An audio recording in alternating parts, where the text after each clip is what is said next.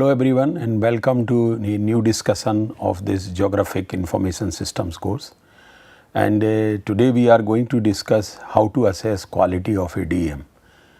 This I have been telling earlier in earlier discussions that one day we will discuss about the assessing the quality of a DEM. Why it is necessary?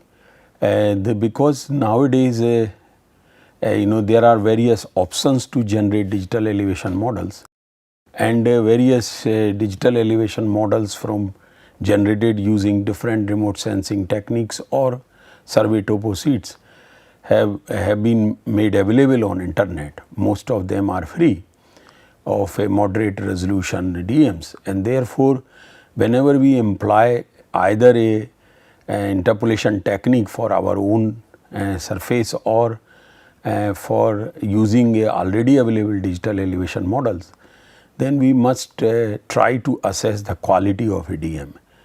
And this should start with first with the metadata. If you have downloaded a digital elevation model from an internet source, and then the best thing is first to study the metadata. Also should know how it has been generated, which remote sensing or otherwise a technique has been employed, and what are the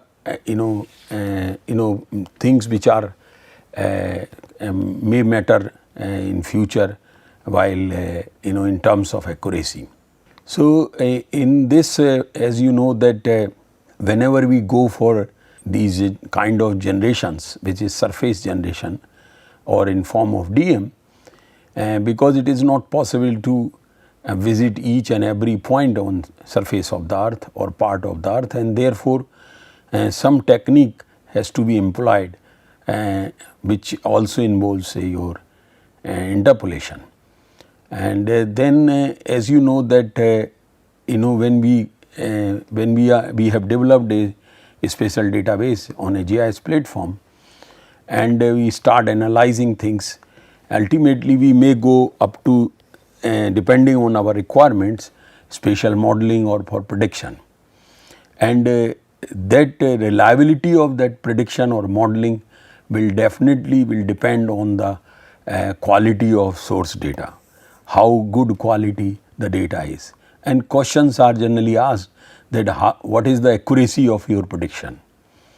So let me give you one example that a few years back I was hearing a presentation by a person on landslide hazard zonation mapping, and in that landslide hazard zonation mapping a question was asked to him that what is the accuracy or how good your prediction is, and he had to say that it is 50%, and 50% prediction is virtually no prediction at all, because anybody can predict that there may be rain today or may not be rain today. So that does not mean anything in terms of prediction. And so whenever we go for spatial modeling employing digital elevation models, and one of the major sources of information is our digital elevation models, and therefore we must assess the quality. One, inherent errors, because there can be various types of errors. So first we have to assess the inherent errors, and there might errors during processing. So processing errors might be in our hands to check and rectify, but if there are errors which are inherent, the organization which has generated that digital elevation model or collected data in the field, and then later on I have generated digital elevation model using that data set, then I would call as a inherent error or things which are lacking in that one. So we must know, and this you can always know if you are downloading that any DEM, whether it is SRTM or ESTA-DM or CARTOSAT, if you go through the meta file and also how it has been generated, some documents must be available, then you will get an idea about the inherent errors. So this is very important part. Before you imply any data, you must know the limitations, you must the errors also. Now, as you know that DEM is a storehouse of information. That means that we can drive various informations, various surfaces, various trends using digital elevation model. And these derivatives are very sensitive to quality of the DEM.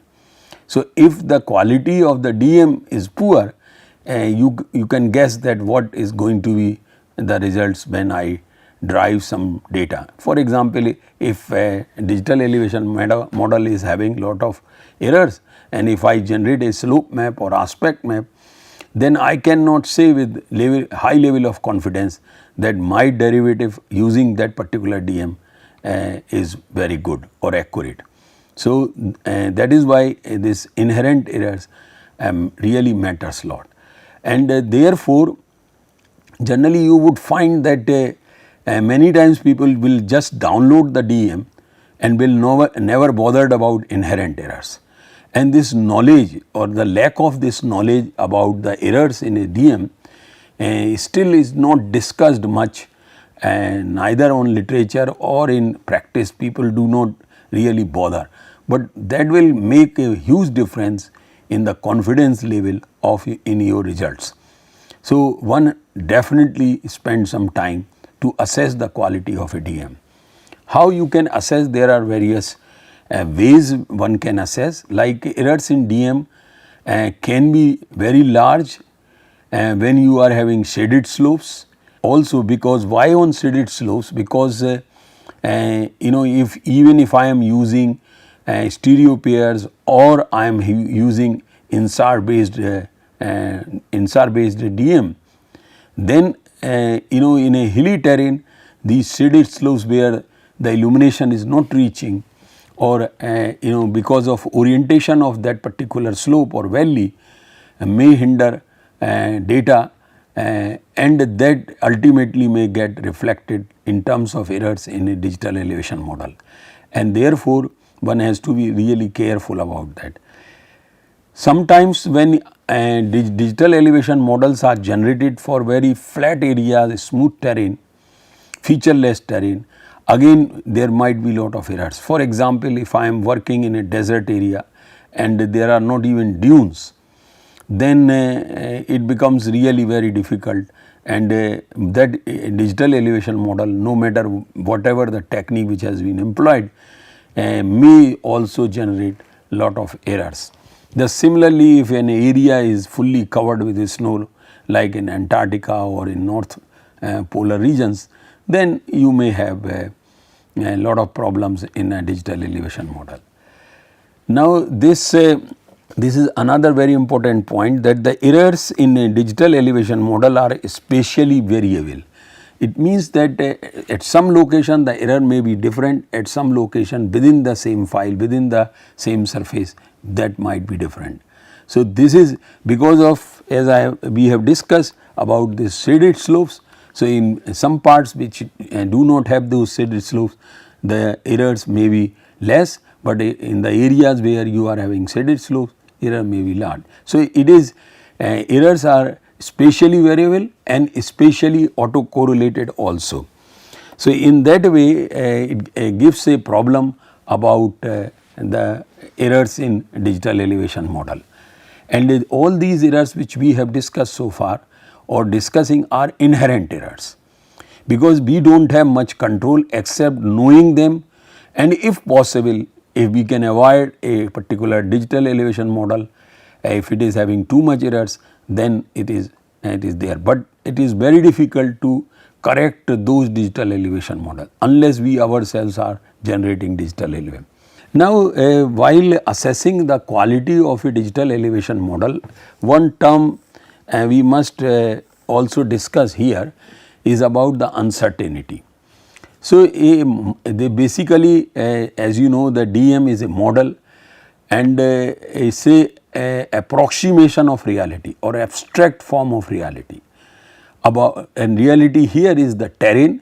So, what we are having? We are having a model of the terrain in a abstract form, not in a one-to-one scale, and therefore, this DEM as a model of the real world features or phenomena which is what present in abstract form reduced scale. And as you know that in spatial modeling it is what we try, and that we try to produce whatever results which are approximation or close approximation of reality. And the reality of course you can never, the real world you can never generate on the computer or through some modeling, because modeling itself is a representation of that, in our case like in current discussion, representation of the terrain. So, it is not truly a terrain, but it is a representation. Now, whatever is the goal where we are going to use digital elevation model, there may be lack of knowledge about how good a representation of reality is required. So, if we know what are my targets of a project, how accurate the results I have to produce, how reliable I have to produce, and there that can guide us to choose an appropriate digital elevation model, and not only that but more accurate digital elevation model. So, further is that how well a model represents reality. If it is having errors, definitely it is not going to represent the reality in a good terms, and how reliable the conclusions are. And of course, this reliability or level of confidence will depend how that model has been generated, what are the errors or extent of errors, and whether they are just one error within one file or spatially varying errors are there. If it is there, then things may become complicated. So, this lack of knowledge about a model or about a digital elevation model in our case is can be expressed as uncertainty, and this uncertainty has basically two components. One is the uncertainty about the quality of the data, which is what we are discussing here, and uncertainty about the quality of processing applied to the data. So, you know, this probably to some extent we can control, because this is in our hands. I have got a DEM, now I am processing it, I am driving lot of products out of that DEM. So, there I can have a check. But if I am using ready-made DMs, available DMs on internet, then I do not have much knowledge about the accuracy or errors of that DM. So, our effort should be to learn those inherent errors of any data which I am going to employ for my study. So, the data quality, as you know, is fundamentally dependent on the degree of error within a data set. If errors are very minimum, that means they are the data in case of a digital elevation model is is representing through a good representation of a terrain. But if it is the degree of error is very high, then you can think that what reliability you would have and how big uncertainty would be there. As you know also that error is basically a difference between the data set value and the true value. Now, problem here is in many cases we do not know the true value at each location, because a DM is a continuous surface. That means for each cell I do not know the true value. If I would have known, then definitely I can create a much more highly accurate and high quality digital elevation model. Since those values were not there for each cell, that is why either I have resorted to some remote sensing technique or interpolation technique. So, only we can find the errors where we are having some values, some control points, some spot heights which we consider as reliable heights, or the data may nowadays that data about few points randomly distributed within my study area can come also through differential GNSS. So, that way I can get some true values and then can compare and do some statistical analysis and can tell that how good my input DM is. And as you also know, this we have discussed the two things about accuracy and precision in previous lectures, that accuracy is basically a measure that aggregates or summarizes the errors within a data set. So, sometimes we loosely use, but this because you know the precision depends on the instrument which I am going to use it, but accuracy is basically a statistical term, how close I am to the real value or true value. Now, how this error can be represented. So, a normal way or conventional way of using this root mean square errors or RMSE values. This is how we because there are some way to check it how closely that is. So, we get through this RMSE. Now, variations in error is not communicated by single RMSE value. So, if you are having for one entire data set just one single RMSE value, that may not be sufficient in sense, because as we have learned that errors may vary spatially within a data set, and that is why a single RMSE value will give you some idea about the errors, inherent errors in the data set, but may not be sufficient. So, RMSE, as you know, is based on the difference between the DM elevation and the elevation of test points or true values measured by field surveys or from an existing source map or other methods. So, if I am having that data, generally if you start trying to assess the quality of a digital elevation model, I am sure from one way or another you may get some test points, some true values for your area which you can employ to assess the quality of a DM. These are basically RMSE or any other analysis which you would do are basically statistical based analysis. For example, visual examination of the surface model, because if surface model or DM is suffering from voids, then visually you can also assess. If it is having seams, visually you can assess very easily. But when you involve the statistics, then it can be summarizing by key morphometric characteristics of a DM can provide valuable additional information about quality of a DM. That means before even employing a digital elevation model for my own work or analysis, I would require to do some analysis like morphometric analysis over a targeted DM to assess the quality. So, this is another way of assessing the quality, and therefore, we can hypothesize that the distribution and scale of errors within a DM are at least partly related to morphometric characteristics of the terrain.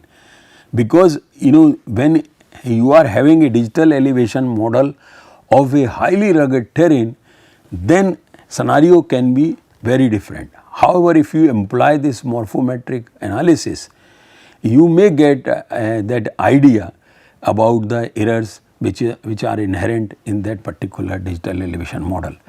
So, this an accuracy surface would give a better representation of the distribution of error within a DM than a single RMS error, because of our errors are spatially varying, and therefore, a single RMS error is not sufficient.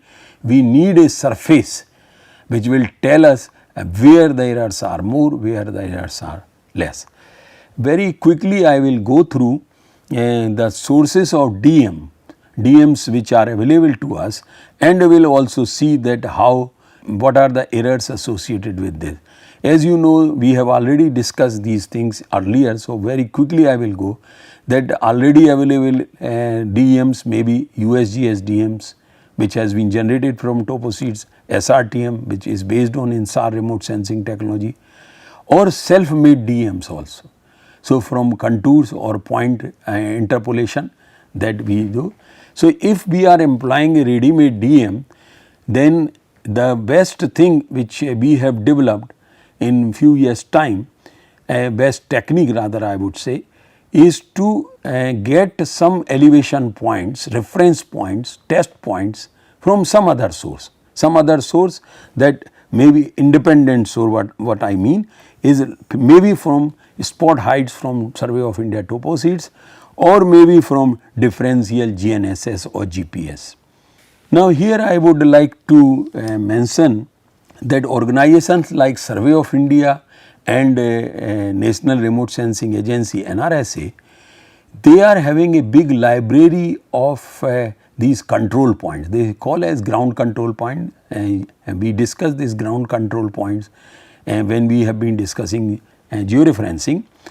So, there are like NRSA has developed a library which is having about 30,000 ground control points of every part of India, and these ground control points GCPs are evenly distributed over India.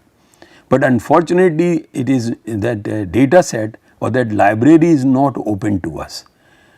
But I know that in order to assess the quality of a digital elevation model which has been generated using Cartosat, and it is available at 30 meter resolution freely for India, which you can download from Bhuvan portal. While assessing the quality, they have used those 30,000 ground control points to assess the quality. So, in that way these few test elevation points have been used to assess the quality. How it can be done, which we have also developed, that if it is self made digital elevation model, then things are little easier in sense, because in every process we are involved. So, on errors we can check at every step, keep checking the errors. If found, we go back and do the corrections and then go forward. So, if it is self made DM, then before using all points, whatever the observations you are having for interpolations, remove some random points from the source data. And I will give you an example, like I am having 100 points, elevation points or spot heights to generate a digital elevation model through interpolation technique. So, what I mean is that I will remove some randomly some points from those 100 points, and then keep those points for as a separate file, and I will do the interpolation using those 90 points or 90% of points. So, let us talk in terms of percentage. So, then those remaining 10% points which we kept as a without disturbing them and collected randomly, which can be done very easily on a GIS platform, then I will use those 10% point to check the accuracy of a DM, because those points have never been used to while interpolation was being done. Then I can employ different interpolation techniques and various variants of each interpolation techniques. So, that means I can in first hand, what I have to do, if there are 100% points, I will take randomly select 10% points, take out from that, and with 90% points I would do interpolations and generate surfaces using different interpolation techniques, maybe even 10 surfaces, 10 different surfaces employing different techniques. And then I will use those 10% point to check to see that which is showing the maximum variation, which surface is showing maximum variation with those 10% points, because those 10% points have not been used in my interpolation. Now, whichever the surface which qualifies for the closest or with minimum variations with test points and the interpolated surface points, then that means now I know that which interpolation techniques I have to employ. And then what I will do, I will use all 100% points and that particular interpolation technique to generate a digital elevation model. So, I would know that digital elevation model is better, more accurate than any other interpolation technique. So, this answer will come from the error which I have just discussed about this. Now, those who are interested to learn about how to assess quality of a digital elevation model in much more details, then we are having these two publications in which we have extensively described that how to assess the quality of a DM. Here is the SRTM and DM characteristics for 2 Himalayan region. So, we have one is for very rugged region, one is for less rugged region, and again there is a comparison of Cartosat, DEM and other things. So, there also we have assessed the quality of a digital elevation model. Visually you can do it, I have already told. If there are voids, you can check very easily. If there are seams, you can check very easily. So, there are various ways. Now, there another way is epsilon bends around contour lines and catchment boundaries, like generation of these epsilon bends are polygons basically, or buffers drawn around lines to represent the uncertainty in a line position. And there might be some other techniques like Monte Carlo based on stochastic technique, which basically is simulation to drive a sample of potentially valid model outputs reflecting the influence of uncertainty on the modeling process.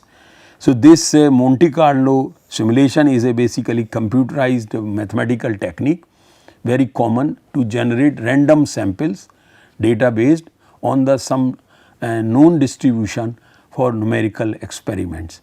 Now, random generators are there, or random selectors are there in standard GIS softwares like in ArcGIS, which you can employ and can instruct the software that I want to select 10% points. So, it will select. Now, you extract those 10% point, keep as a separate file and later on to check, and then finally with 100% point you can generate a surface. So, quality of a DM can be assessed using ground control points or point heights. This is what we have discussed. Now, further in this one, there are various areas which we covered in this one, in this particular example, and digital elevation models were checked using ground control points or spot heights and digitized or brought from digital these survey topo sheets, and assuming that they are providing ground verified elevation values.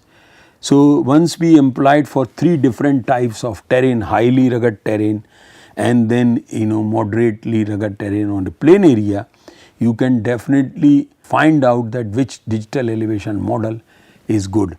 Though you do not have to do extensive experiment, what you can do in order to optimize this, just use the digital elevation model of your area of interest and different digital elevation models and employ these ground heights, spot heights, or if you are having access to that GCP library, and then check that which elevation model is more close and or having less variations against those test points, and whichever the digital elevation model which is showing the minimum variations is more reliable in that sense. So, spot heights or these spot heights which are available on survey topo sheets which we have derived top to bottom along with. So, the Kanchenjunga area, the top one, then this is a less undulated area, the middle part of Bundelkhand region, and the lower one is just flat part of Indo-Gangetic plain, that is around Roorkee. And this is what we found that there are 3 digital elevation models we employed. So, Aster DM was on the left side, and then Cartosat DM in the middle, and then SRTM, all are having 30 meter spatial resolution. Now, this is the library which I was mentioning about the ground control points library GCP, and this is available. This is I am sorry, this is not available to public, but some details are available about this library. However, as I have already mentioned, there is these 30,000 ground control points which are spread all over the India except for some parts of J&K, have been used to validate or to find out the errors in Cartosat DM which has been generated by the same organization NRSA. Of course, it would have been much better if some independent people would have checked rather than the same organization which generated digital elevation model and ground control points are checking. But nonetheless, we believe that they have done the justice to this checking, and with whatever the errors were there, they must have got rid of those to the maximum extent. And that is why if you go for Bhuvan portal, you would find that there are different versions. So, first they had version 1, then version 2, and currently they are having version 3. So, assuming that version 3 is more accurate than obviously version 1.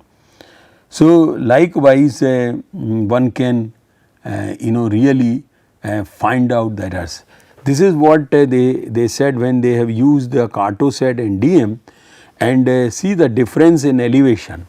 If I talk about the Cartosat DEM generated by NRSA, so obviously in hilly regions the error is much larger, but in flat areas, as you can see, that most of these colors are falling in this category. And so, wherever undulations are there, remember one point which I discussed about the shadow regions. So, in hilly regions you might have been problem. So, same in the northeast India or in the western Himalayan region, including in Uttarakhand, the error part is much more. Same in the Kutch region where you are also having some undulated terrain, also on the eastern Ghats and western Ghats region also, and some in the central India and Narmada zone area. So, there those areas had the large errors compared to flat areas in that particular model Cartosat DEM, and validated or checked using those GCPs. There are some other checks based on using the Aster DEM and Cartosat DEM and driving the drainage network, that means through surface hydrologic modeling. And again you can see that how things are varying, and these one like when they drived there are counts difference are there in because the sources of two digital elevation models are different. Only one thing which is common between Cartosat DEM and Aster DEM is because both are based on stereo pairs and employing photogrammetric technique. So, therefore, this comparison is in that sense is more valid because the same technique has been used, though sensors are different, but the resolution wise they are same. So, the variation which you can see in different drainage lengths is definitely much different in both these models. This part I have already discussed how to assess the visual. So, very quickly I will go that this is a digital elevation model generated using survey topo sheets at 1 kilometer resolution, and this is the digital elevation model at 90 meter resolution, but with voids. As you can see, they are marked as a no data value, and then you can make void free as well. However, visually when you zoom it, you may find the seam or you may find some areas which are not as sharp within a digital elevation model, because those have been voids and those have been filled with low spatial resolution and DEM below. Similarly, like SRTM void, this is non-void filled scenario where you are seeing the voids, and in high elevated regions there the voids problem was much there in case of Himalaya. This is also in case of Mount Rainier and Mount Adams which are near Washington and Washington DC USA, and this is what the void free or void filled digital elevation model is. Similarly, a lot of such work is being carried out to assess the quality of different elevation models employing almost the same technique, that you have to have something true values, or you have to assume some values, true values which are independently collected, and then you compare with the values which have come through a digital elevation model against each cell. So, against those corresponding test points you get that value and you assess that one. And similarly here for SAR interferometry, again the GCPs are used, and different residuals have been assessed. This is so Cartosat DM, this is again Cartosat DM at 30 meter, this is 90 meter.